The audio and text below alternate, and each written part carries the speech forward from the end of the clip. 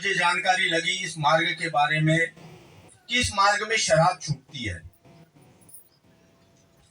तो पहले तो मुझे ऐसा लगा कि इस मार्ग में क्या एक अगरबत्ती से शराब छूट जाएगी, मुझे विश्वास नहीं हुआ। करीब 15 दिन तक मेरी पत्नी श्रीमती रेखा लाड़े को मैं बेवकूफ बनाते रहा। एक दिन मैं शराब पीकर नागपुर रोड से जा रहा था। महाजन लॉन के सामने में मरण अवस्था में पड़ा हुआ था।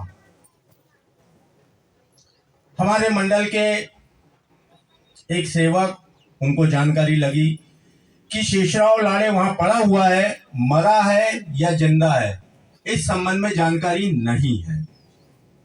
वो आए। जैसा कि आप सभी को जानकारी है कि हम शराबी व्यक्ति को हाथ नहीं लगाते, छूते नहीं। उन्होंने मार्ग का पालन करते हुए एक रिक्शे वाले को बुलाया और बुलाने के बाद उसे बोला कि इसकी जेब में चेक कर कितने पैसे। रिक्शे वाले ने मुझे रिक्शे में डाल के ले गया। मैंने इतनी अधिक शराब पिया था कि 3 दिन तक मेरी शराब नहीं उतरी थी। इसी बीच में मेरी पत्नी, मेरे परिवार से मेरी बहन, मेरी माँ, उन लोगों ने मुझे समझाया कि शेषराव तू मर जाएगा अगर शराब नहीं छोड़ेगा तो। मेरी पत्नी ने मुझे कार्य देने के लिए ले गए, लेकिन जब मार्गदर्शक मुझे मार्गदर्शन दे रहा था, मेरा ध्यान इस ओर था कि मैं उठकर जाऊं और कब शराब पीऊं।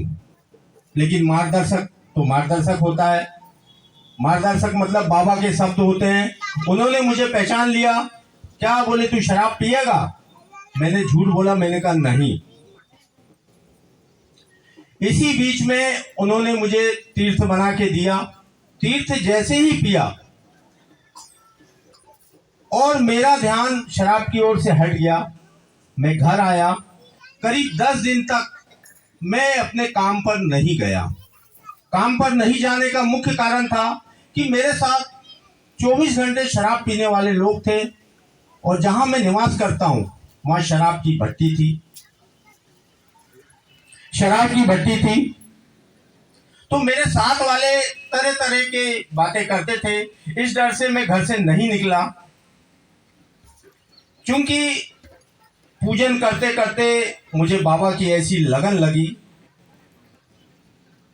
कि कंटिन्यू मैं पूजन करते गया, अनुभव मिलते गए।